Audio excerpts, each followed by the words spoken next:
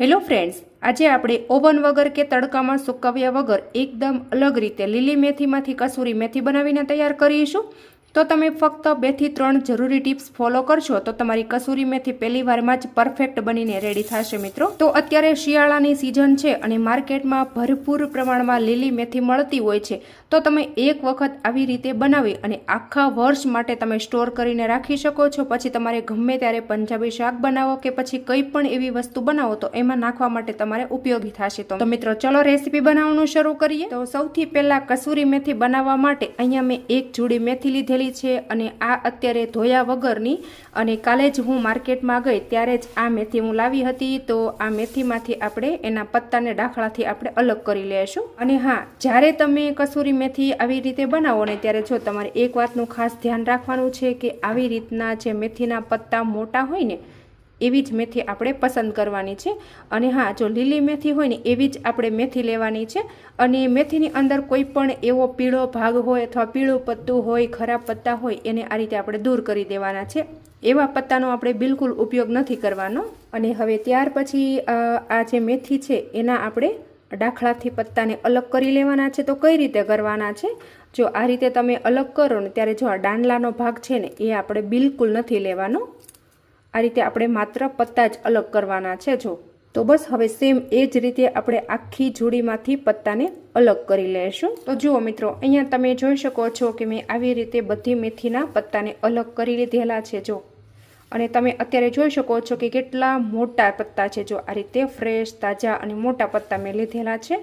તો બસ હવે આને આપણે ધોઈ લેવાના છે. તો બજારમાંથી જ્યારે આપણે કસૂરી મેથી લાવીએ ને ત્યારે આપણને ખબર પણ નથી હોતી કે ધોયેલી હોય છે કે નથી હોતી. એની અંદર કેટલી માટી ચોંટેલી હોય છે. તો આ રીતે આપણે આને પહેલાં ધોઈ લઈશું. તો હવે અહીંયા તમે જોઈ શકો છો કે મેં મેથીને એકદમ સારી રીતે ધોઈ લીધેલી છે.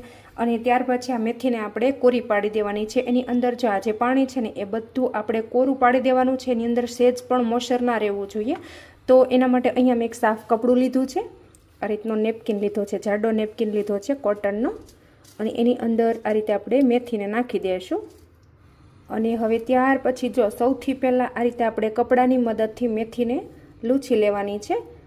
જો તો વધારાનું જે પાણી હશે ને એ બધું રૂમાલમાં શોષાઈ જશે. અને ત્યાર પછી આપણે મેથીના જે આ પત્તા છે ને એને આપણે છૂટા છૂટા કરી દેવાના છે.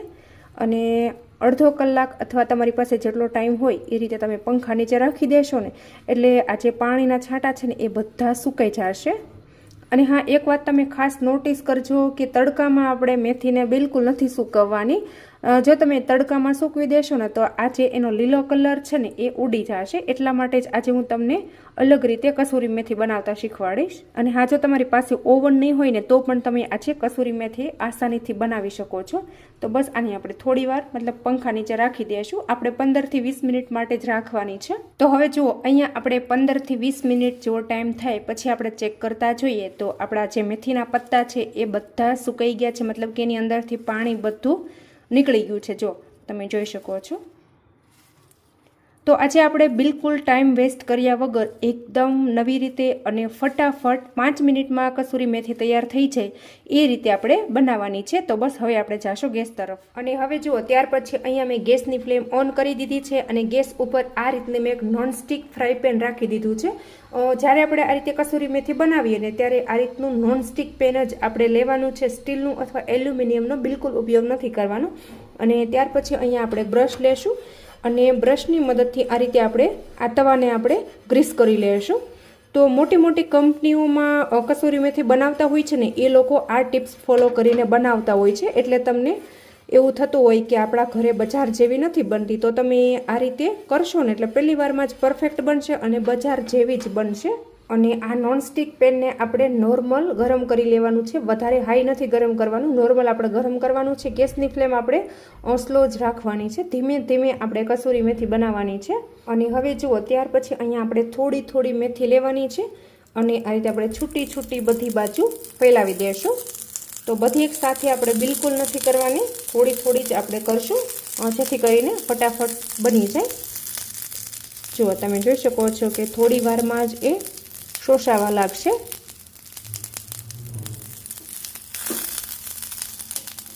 અને હા, જો મેં તમને કીધું એમ કે તમે સ્ટીલનું અથવા એલ્યુમિનિયમનું કોઈ પણ વાસણ લેશો ને તો જો કસૂરી મેથી છે ને આ રીતે નીચે ચોંટવા લાગશે. એટલા માટે જો આ રીતે નોનસ્ટિક પેન હશે ને તો નીચે નહીં ચોંટે.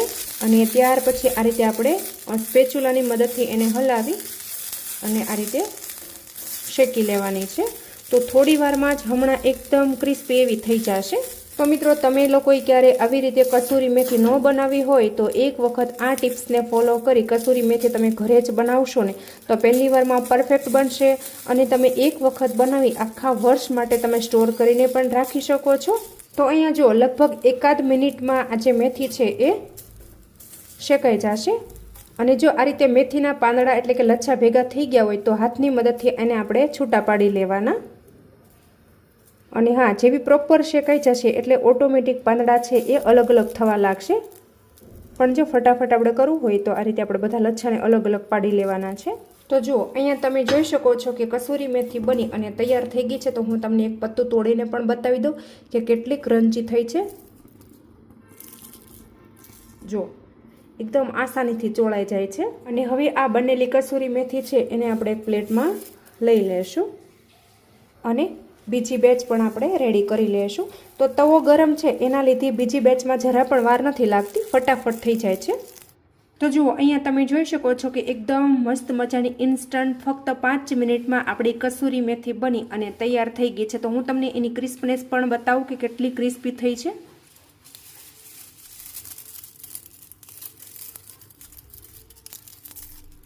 જો ફક્ત 2 થી 3 જરૂરી ટિપ્સને તમે ફોલો કરશો ને તો પહેલી વારમાં જ પરફેક્ટ એવી બનશે મિત્રો. અને ખૂબ જ સરળ રીત છે, આસાન છે, કોઈ પણ આસાનીથી બનાવી શકે છે. ના તો ઓવન ના તડકામાં સૂકવવાની ઝંઝટ, ફટાફટ બની જાય છે. અને હવે આને સ્ટોર કરવા માટે આ રીતનું કાચનું મારી પાસે કન્ટેનર છે. તો એની અંદર આપણે ભરી દેશું.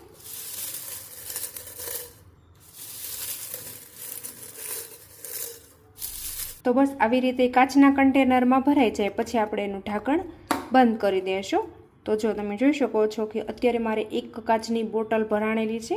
તો બસ આને આખા વર્ષ માટે તમે સ્ટોર કરીને રાખી શકો છો, જરા પણ બગડશે નહીં મિત્રો. તો મિત્રો, તમને મારી આજની આ એકદમ નવી રીતે કસૂરી મેથી બનાવવાની રેસીપી કેવી લાગી છે ને એ કોમેન્ટમાં તમારો ફીડબેક જરૂરથી આપી દેજો. અને તમે મારો વિડીયો ક્યાંથી જુઓ છો ને એ પણ કોમેન્ટમાં લખવાનું બિલકુલ નહીં ભૂલતા. અને હજુ સુધી તમે મારી ચેનલ ઉપર નવા હોય તો ચેનલને સબસ્ક્રાઈબ કરી લેજો. Thank you.